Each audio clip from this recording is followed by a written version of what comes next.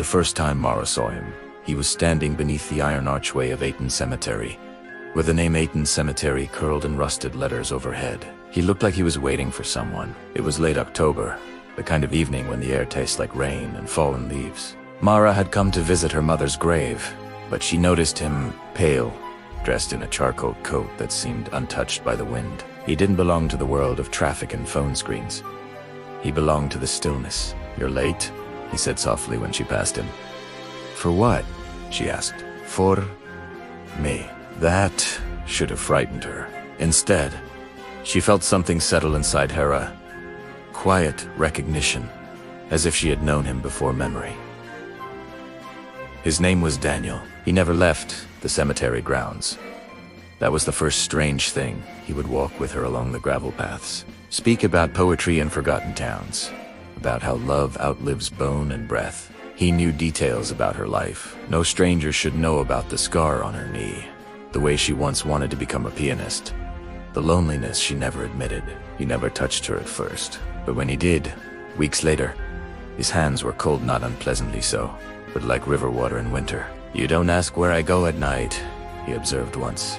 "You don't ask where I go," she replied. He smiled. "I already know." It wasn't until December that she discovered the truth. She had stayed too late. The gates were closing. The groundskeeper shouted that she needed to leave. She turned to tell Daniel, but he wasn't beside her. He was lying beneath her feet. She looked down at the stone. Daniel Armitage, 1989 to 2022, beloved son. Her breath stopped. Her chest tightened. She heard his voice behind her. "You weren't supposed to find out yet." She turned slowly. He stood there solid, present, sorrowful. "You're dead," she whispered. "Yes." It should have ended there. It didn't. Because love is not logical. It does not check for pulse. Over the next year, she met him every evening. She stopped telling friends where she was going. She stopped answering certain calls.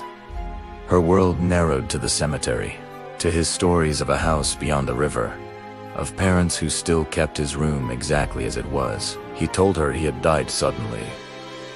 An accident. He hadn't meant to stay, but something tethered him.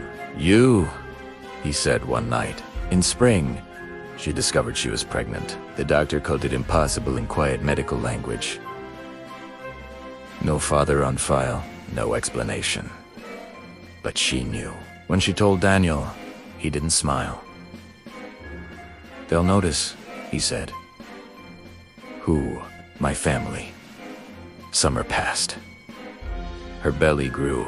Daniel became thinner somehow, as if light was shining through him. "We have to go to my house," he said in the 12th month of their strange love. "They need to see you. You need to see where I lived." So one twilight evening, she followed him beyond the cemetery gates for the first time. He walked ahead of her down a narrow road lined with old mango trees. At the end stood a sprawling Lagos mansion with high walls and an ornate gate.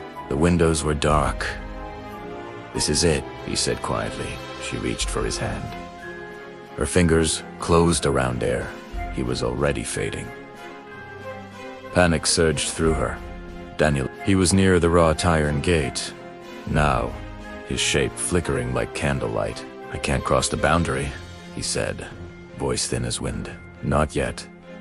"What do you mean, not yet?" He stepped backward through the gate without touching it. His body unraveled into mist. But his voice remained. "Get inside," it whispered. "I'm coming." And then he was gone.